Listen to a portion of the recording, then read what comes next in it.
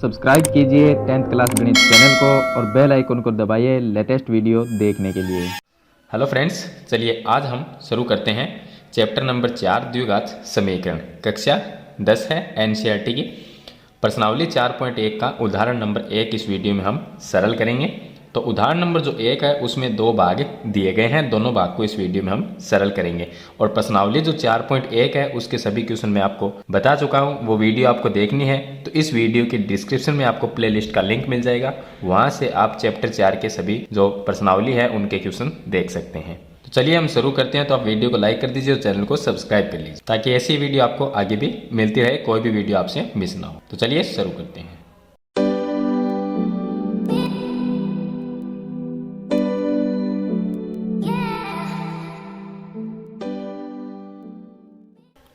अब देखिए इसमें दिया गया है उदाहरण नंबर 1 में कि निम्न स्थितियों को गणितीय रूप में व्यक्त कीजिए।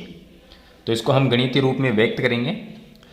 भाग 1 है इसमें, यानी पहला प्रश्न कि जॉन और ज्योति, दो यहाँ पर प्रश्न है, एक जॉन है और एक ज्योति है, दो है। दोनों के पास कुल मिलाकर 45 कंचे हैं। यानी दोनों के पास कितने कितने कंचे हैं ये तो हम नहीं बता सकते, लेकिन दोनों के कंचे को मिला लिया जाए तो दोनों के मिला के होते हैं 45 कंचे। दोनों 5-5 कंचे खो देते हैं। अब उनके पास में जितने जितने भी कंचे हैं उसमें से उन्होंने 5-5 कंचे खो दिए और अब उनके पास कंचों की संख्या का जो गुणनफल है वो 124 है। अगर उनके पास जितने भी कंचे हैं अलग अलग, उनको अगर गुणा किया जाए तो उनका योग होता है 124। सॉरी, गुणनफल किया जाए तो वो होता है 124। हम जानना चाहेंगे कि आरंभ में उनके पास कितने कितने कंचे थे। यानी हमें ये बताना है कि जॉन के पास कितने कंचे हैं और ज्योति के पास कितने कंचे हैं। कुल मिला के 45 कंचे, ये तो हमें पता है कि दोनों के कंचे को मिला दिया जाए 45 है, लेकिन हमें ये नहीं पता कि जॉन के पास कितने हैं और ज्योति के पास कितने हैं। तो अलग अलग हमें इसके कंचे ज्ञात करने हैं। तो चलिए हम शुरू करते हैं प्रश्न नंबर इसका 1। देखिए हमारे पास में एक जॉन है और एक ज्योति है। तो मैं ये मान लेता हूँ अलग अलग कंचे ज्ञात करने हैं कि जॉन के पास में कितने हैं और ज्योति के पास कितने कंचे हैं। तो मैं ये मान लेता हूँ, माना जॉन के पास में x कंचे हैं। तो यहाँ पर लिख लेते हैं, माना कि जॉन के, इनको हम x मान लेते हैं कि जॉन के पास में x कंचे हैं, तो ज्योति के पास में कितने होंगे वो लिख देते हैं। अब ज्योति के पास में कितने कंचे हुए वो मैं लिख देता हूँ। देखिए अगर जॉन के पास में x कंचे हैं तो ज्योति के पास में कितने रह गए, ज्योति के पास में रह गए 45 माइनस x, क्योंकि दोनों के मिला के 45 कंचे हैं। अब जॉन के पास में हमने x मान लिए, तो जॉन वाले कंचे अगर हम 45 में से निकाल देंगे तो पीछे जो कंचे रहेंगे वो किसके होंगे, वो ज्योति के होंगे, इसलिए हमने 45 माइनस x किया। एक छोटे से एग्जाम्पल से आपको मैं समझा देता हूँ इस चीज़ को। मान लीजिए कि हम ऐसा मान लेते हैं कि जॉन और ज्योति दोनों के मिला के कंचों की संख्या मान लीजिए एक बार कि 45 है। चलिए यही ले लेते हैं, दोनों के मिला के 45 कंचे। अगर मैं आपको ये कहूँ कि जॉन के पास में 15 कंचे हैं तो ज्योति के पास में कितने कंचे होंगे। अब आप ये तो बता ही सकते हो कि कितने होंगे, क्योंकि कुल 45 है, उसमें से जॉन वाले कंचे 15 है। जॉन के पास में मैंने बता दिया कि 15 कंचे हैं, तो ज्योति के पास में कितने होंगे। तो आप क्या करोगे, जॉन वाले कंचों को कुल कंचों में से माइनस कर दो। तो 45 में से 15 को माइनस कर दो तो कितना आया, 30 आया। तो ज्योति के पास में 30 है और जॉन के पास में 45 है। इसी चीज़ को हम x के रूप में मान लें कि जॉन के पास में x कंचे हैं तो ज्योति के पास में कितने होंगे, तो आप x को माइनस कर दो 45 में से, तो क्या आएगा 45 माइनस x। तो यही चीज़ हमने यहाँ पर लिखी है। ये हो गया x, तो ये हो गया 45 माइनस x। चलिए अब इसने आगे लिखा है कि दोनों 5-5 कंचे खो देते हैं। तो मैं यहाँ पर लिख देता हूँ कि 5 कंचे खोने के बाद। तो यहाँ पर देखिए जब 5 कंचे खो देते हैं यानी 5-5, जॉन ने भी 5 कंचे खो दिए और ज्योति ने भी 5 कंचे खो दिए, तो 5-5 कंचे खोने के बाद में अब जॉन के पास कितने, तो पहले जॉन के पास में कितने थे, x कंचे थे। इसने 5 कंचे खो दिए तो 5 माइनस कर देंगे इसमें से, तो अब इतने कंचे जॉन के पास में हैं। और ज्योति के पास में पहले कितने थे, पहले थे 45 माइनस x कंचे, तो पहले थे। अब इसने 5 कंचे खो दिए तो इसमें से माइनस कर देंगे 5 को, तो अब इतने कंचे उनके पास में रह गए। आगे इसने लिखा है खो देते हैं और अब उनके पास कंचों की संख्या का गुणनफल 124 है। यानी कंचों का जो भी कंचे उनके पास में उनको अगर गुणा करते हैं दोनों को तो 124 उत्तर आता है। तो अब कंचे कितने हैं, ये कंचे हैं जो उनके पास में x माइनस 5 है और यहाँ पर 45 माइनस एक्स माइनस 5। थोड़ा सा मैं इसको सरल कर लेता हूँ। तो देखिए 45 माइनस 5 करेंगे कितना आया, 40 माइनस एक्स। तो ज्योति के पास में 40 माइनस एक्स कंचे हैं, जॉन के पास में x माइनस 5 कंचे हैं। अगर इन दोनों कंचों का गुणनफल, तो इनको मैं गुणा कर देता हूँ। तो मैं लिख सकता हूँ कि कंचों का गुणनफल 124 है। तो मैं दोनों कंचों को गुणा कर लेता हूँ। तो पहले जॉन के पास में कितने हैं, x माइनस 5 कंचे और ज्योति के पास में 40 माइनस एक्स कंचे। इन दोनों का गुणनफल कितना है, 124 है। तो बराबर में हम 124 लिख देंगे। अब यहाँ से समीकरण बन जाएगी। चलिए मैं इसको सरल कर देता हूँ। तो देखिए x को 40 से गुणा किया, 40x, दोनों ब्रैकेट को गुणा कर लीजिए। x को माइनस एक्स से गुणा करेंगे, माइनस में एक्स स्क्वायर। 5 को 40 से गुणा करेंगे, लेकिन 5 माइनस में है तो माइनस में 200। माइनस 5 को माइनस एक्स से गुणा किया तो प्लस में 5x बराबर में 124। एक्स स्क्वायर को मैं पहले लिख लेता हूँ, तो माइनस में एक्स स्क्वायर। अब ये 40 और ये 5x कितने हो गए, 45x, और ये माइनस में 200।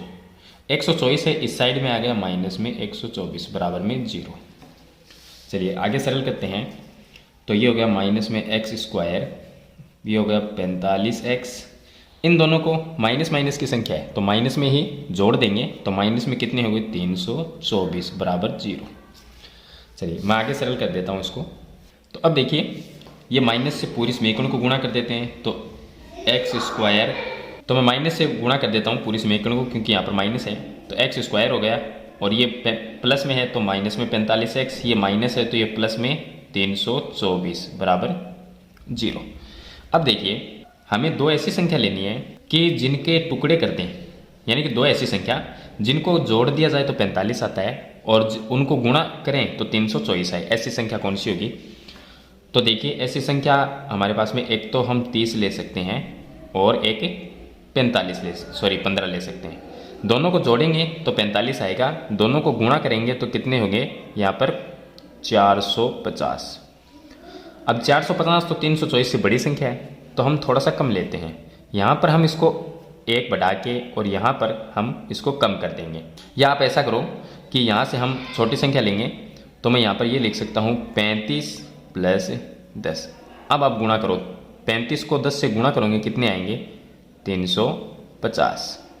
तो आप ये देखिए कि 35 प्लस 10 जोड़ेंगे तो 45 आएगा और गुणा करेंगे 350। 324 से बड़ी है तो मैं यहाँ पर क्या करता हूँ, ये 36 कर देता हूँ और यहाँ पर एक कम कर देते हैं। अभी भी इनका जोड़ कितना है, 45 है और इनको गुणा करेंगे तो 324 आएगा। तो ये वो संख्या है जो हम 45 की जगह लिखेंगे। तो एक्स स्क्वायर अपनी जगह है और माइनस का ये चिन्ह है। 45 की जगह हम लिखेंगे 36 प्लस 9। तो मैं ब्रैकेट में लिख देता हूँ 36 प्लस 9 और जो यहाँ पर x है वो हम बाहर लिख देते हैं और प्लस में 324 और बराबर में 0। अब देखिए एक्स स्क्वायर और ये बाहर माइनस का चिन्ह है और यहाँ पर x भी है तो माइनस से 36 गुणा हुआ था माइनस में 36 और ये x भी 36 से गुणा होगा तो ये 36x हो जाएगा। अब ये माइनस प्लस माइनस 9 को x से गुणा कर दिया तो ये आ जाएगा 9x, क्योंकि x है वो ब्रैकेट वाली संख्या से गुणा होगा और प्लस में 324 बराबर 0। हम कॉमन ले लेंगे दोनों में। यहाँ से कॉमन आएगा x तो ये आ गया x हो गया माइनस, यहाँ से x बाहर आ गया तो 36 रह गया और यहाँ पर हम कॉमन ले सकते हैं माइनस में 9 तो यहाँ से x रह गया। यहाँ पर माइनस का चिन्ह है तो ये प्लस भी माइनस हो जाएगा और 324 में 9 का हम भाग देंगे तो देखिए यहाँ पर होता है 9 का भाग 3 बार चला गया, 9 3 27। फिर यहाँ पर हमारे पास में रह जाते हैं 54 और 54 में 9 का भाग जाएगा 6 बार। तो ये भी क्या है, 324 में 9 का भाग 36 बार ही जाएगा। दोनों ब्रैकेट सेम है तो हम क्या लिखेंगे, एक तो लिखेंगे x माइनस 9 ये दोनों और एक इनमें से ब्रैकेट लिख देंगे x minus 36 is equal to 0। अब x के बराबर करना है, इसको मैं x के बराबर 0 के बराबर लिखता हूँ। x माइनस 9 बराबर अगर मैं 0 लिखता हूँ तो x का मान क्या आएगा 9 और यहाँ पर मैं 0 के बराबर लिखता हूँ x माइनस 36 बराबर अगर मैं 0 लिखता हूँ तो x का मान क्या आएगा, यहाँ पर आएगा 36।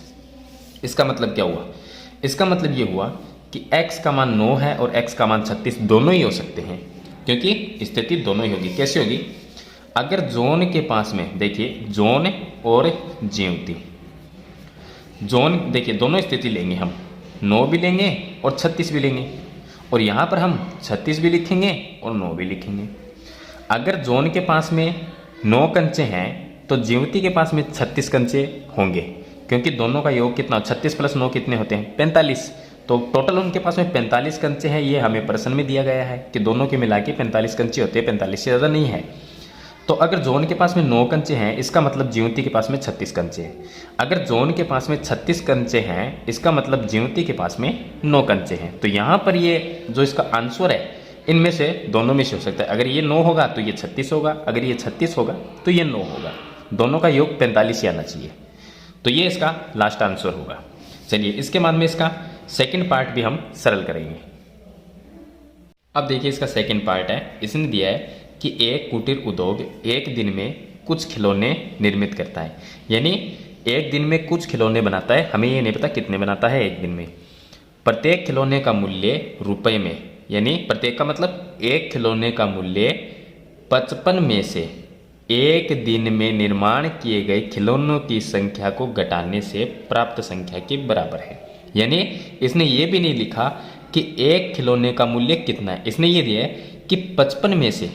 अब एक दिन में हमें दी गई एक संख्या है ये 55, इसने कहा है कि एक खिलौने का जो मूल्य है वो मूल्य एक दिन में जितने खिलौने बनते हैं, कितने भी बने, मान ले 10 बने 20 बनते हैं, कितने भी खिलौने बनते हैं उन खिलौने की संख्या को आप 55 में से माइनस कर दो तो एक खिलौने का मूल्य आ जाएगा। निर्माण किए गए खिलौनों की संख्या को घटाने से प्राप्त संख्या के बराबर है। किसी एक दिन कुल निर्माण लागत 750 रुपये थी, यानी किसी एक दिन जितने भी खिलौने बने उनके सभी को मिला के उनकी निर्माण लागत, यानी उन्हें बनाने में कितना खर्च आया, 750 रुपये। हम उस दिन निर्माण किए गए खिलौनों की संख्या ज्ञात करना चाहेंगे, यानी जिस दिन 750 रुपये सभी खिलौनों की लागत आई, यानी जितने भी खिलौने उस दिन बने उनके कितने रुपए लगे, 750 रुपये बनाने में लगे उनको। तो उस दिन खिलौने कितने बने थे वो हमें बताना है। हमें ये पता है कि उस दिन जितने भी खिलौने बने उन सभी को बनाने में 750 रुपये का खर्चा आया, लेकिन हमें ये नहीं पता कि उस दिन खिलौने कितने बने थे। तो उन खिलौनों की संख्या हमें ज्ञात करनी है इसमें। तो हम ये मान लेंगे कि उस दिन निर्माण किए गए खिलौनों की संख्या x मान लेते हैं। तो चलिए मैं लिख देता हूँ कि उस दिन निर्माण किए गए खिलौनों की संख्या x है। तो देखिए मैंने यहाँ पर लिखा है कि माना उस दिन निर्माण किए गए खिलौनों की संख्या x है, यानी हम ये मान लेते हैं कि उस दिन x खिलौने बने थे, पूरे जितने भी बने थे वो x खिलौने थे, हम ये मान लेते हैं। अब एक खिलौने का मूल्य कितना है वो हमें पता नहीं है, तो हम क्या लिखेंगे, एक खिलौने का मूल्य, या आप ऐसा लिख दो प्रत्येक खिलौने का मूल्य। तो चलिए मैं लिख देता हूँ। तो मैं यहाँ पर मैंने लिखा है कि प्रत्येक खिलौने का मूल्य, यानी एक खिलौने का मूल्य कितना है। प्रश्न में क्या लिखा है, प्रश्न में लिखा है कि एक खिलौने का जो मूल्य है, यानी कि प्रत्येक खिलौने का मूल्य, अब 55 में से उस दिन जितने खिलौने बने थे उनको माइनस करो। तो 55 लिख लेता हूँ मैं, यहाँ पर मैंने लिख लिया 55, और उस दिन कितने बने थे हमने x माने हैं तो x। अब ये रुपए आ गए, यानी एक खिलौने का मूल्य कितना है, 55 माइनस x रुपये है, ये इसने दिया है। चलिए ये चीज़ हमने लिख ली।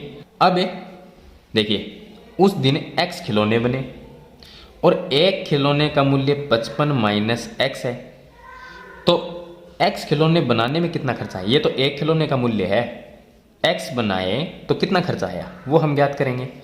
तो मैं लिख देता हूँ कि उस दिन निर्माण किए गए खिलौनों का मूल्य, या कितनी लागत आई वो लिख देते हैं। तो मैंने यहाँ पर लिख दिया कि उस दिन बने खिलौनों का खर्च, उस दिन कितने बने थे, x खिलौने बने थे, और एक खिलौने का कितना मूल्य है उसको हम गुणा कर देंगे। एक खिलौने का मूल्य है 55 माइनस x रुपये, इनको हम गुणा कर देते हैं। अब यहाँ पर प्रश्न में दिया गया कि कुल निर्माण उस दिन जितने भी खिलौने बने थे उनका मूल्य 750 रुपये है, और यहाँ पर हमने ये निकाला है, तो बराबर में मैं क्या लिख दूंगा, 750। तो मैं यहाँ पर लिख देता हूँ प्रश्नानुसार, प्रश्नानुसार ये क्या, उस दिन खिलौने बने थे तो तो उनका कुल खर्चा ये आया है और प्रश्न में दिया गया है 750 रुपये। तो भाई मैं तो ये कह सकता हूँ ना कि 10 बराबर 10 तो लिख ही सकते हैं, यानी कि मैं ये कह दूँ कि उस दिन खर्च आया 9 रुपये और प्रश्न में भी दिया गया है कि उस दिन खर्च आया 9 रुपये, तो दोनों चीज़ बराबर है। तो यहाँ पर भी हमने कुल खर्चा ही निकाला है और प्रश्न में भी हमें कुल खर्च ही दिया गया है। तो मैं क्या करता हूँ, प्रश्न के अनुसार x गुणा 55 माइनस x बराबर में लिख देता हूँ 750, क्योंकि ये भी सभी खिलौनों का खर्च है और ये भी 750 रुपये सभी खिलौनों का खर्च उस दिन जो भी बने थे। चलिए सरल कर लेते हैं। तो x को 55 से गुणा किया 55x, x को x से गुणा किया x स्क्वायर बराबर 750। अब x स्क्वायर को मैं पहले लिख लेता हूँ और 55 को बाद में लिख लेता हूँ। तो 55x ये माइनस में है और 750 को इस साइड में लेके आते हैं, माइनस में 750 इज इक्वल टू 0। अब माइनस बाहर है तो मैं गुणा कर देता हूँ माइनस से, तो बन गया x स्क्वायर माइनस में 55x और प्लस में 750 इज इक्वल टू 0। अब देखिए यहाँ पर गुणा करने पर 750 आए और जोड़ने पर 55 आए। ऐसी दो संख्या बताओ कि जिनको दोनों संख्या को गुणा करें तो 750 आना चाहिए और जोड़ दे तो 55 आना चाहिए। तो मैं आपको सिंपल सीधा बता देता हूँ, वो होगी 30 और 25। क्यों? क्योंकि यहाँ पर 75 था इसलिए मुझे पता चल गया 25 को मैं 3 से गुणा करता हूँ तो 75 आता है और 0 है वो यहाँ पर लगा देता हूँ। कितना आया 700। अगर दोनों संख्या को गुणा करेंगे 750 आएंगे इसके बराबर और दोनों संख्या को मैं जोड़ देता हूँ तो 55 आएगा। तो यही वो दोनों संख्या है। तो 55 की जगह मैं क्या लिखूंगा 30 और 25 लिखूंगा, 30 प्लस 25। तो ये x स्क्वायर माइनस यहाँ पर मैं लिख देता हूँ 30 प्लस 25, x अपनी जगह ही है प्लस में 750। चलिए यहाँ पर मैं आगे सरल करता हूँ, x स्क्वायर ये होगा माइनस में और ये होगा 30, x भी गुणा होगा तो 30x और ये प्लस माइनस माइनस, ये 25 को x से गुणा किया 25x प्लस में 750 इज इक्वल टू में 0। ये हो गया। चलिए अब मैं इसको कॉमन ले लेता हूँ, यहाँ से हम कॉमन लेंगे तो इन दोनों में से कॉमन आ गया x, तो ये हो गया x माइनस 30 और यहाँ से मैं कॉमन लेता हूँ तो ये माइनस अपनी जगह 25 ले लेते हैं। तो ये आ गया x, ये बाहर माइनस का चिन्ह हो तो अंदर वाला प्लस भी माइनस हो जाएगा और 75 में 25 का भाग जाएगा 3 बार और 0 का हम 0 लगा देते हैं, इज इक्वल टू में मैं 0 लिख देता हूँ। चलिए अब मैं यहाँ पर लिख देता हूँ, ये हो गया x माइनस 30 और दूसरे ब्रैकेट में x माइनस 25 और मैं दोनों को बराबर कर देता हूँ 0। अब दोनों ब्रैकेट को 0 बराबर लिखना है। अगर मैं एक बार x माइनस 30 बराबर अगर मैं 0 लिखता हूँ तो x का मान क्या आया, x बराबर आ जाएगा 30 और यहाँ से इसके बराबर मैं 0 लिखूँगा। x माइनस 25 बराबर अगर मैंने 0 लिखा, x माइनस 25 बराबर मैंने 0 लिखा तो x का मान क्या आएगा, x का मान आएगा 25। तो यहाँ पर 30 और 25 दोनों ही आ गए। तो उस दिन निर्माण किए गए खिलौनों की संख्या क्या है, 30 भी है और 25 भी, यानी दोनों ही कंडीशन हो सकती है यहाँ पर। तो ये इसका आंसर हो जाएगा। तो ये था इसका सेकंड पार्ट। तो क्वेश्चन नंबर 1 मैंने बता दिया आपको, 2 पार्ट दिए गए थे, कंप्लीट मैंने आपको दोनों पार्ट बताए हैं। वीडियो अच्छे लगे तो लाइक और शेयर जरूर करना, इस चैनल पे नए हैं तो सब्सक्राइब करना, साथ में बेल आइकन का बटन जरूर दबाना। तो आज की वीडियो में इतना ही, मिलते हैं नई वीडियो नए टॉपिक के साथ, तब तक के लिए थैंक यू।